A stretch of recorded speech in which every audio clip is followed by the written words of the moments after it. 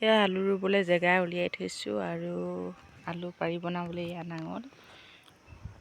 আহকচোন।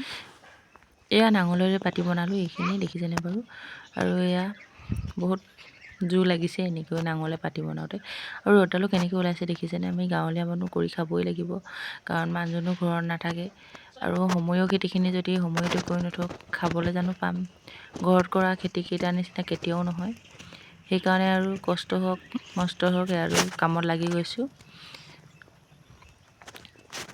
মই ঘৰৰ আলুকেইটা খাইহে বেছি ভাল পাওঁ, সেইকাৰণে প্ৰত্যেক বছৰে এনেদৰে নিজৰ ঘৰতে কৰোঁ। আৰু আলু পাতিবোৰ বনাই হৈ গৈছে আৰু কেইপাতিমানহে আছে, দেখিছেনে বাৰু।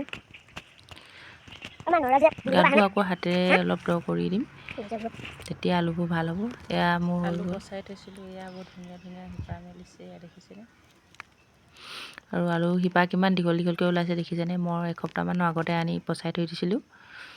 কোনে কোনে এনেকৈ আলু পচাই ৰুৱে জনাবচোন। মোৰ পচাই আগতে ৰুইছোঁ আৰু গাঁতবোৰ দৌৰ দৌৰ কৰি এনেকৈ দি গৈছোঁ।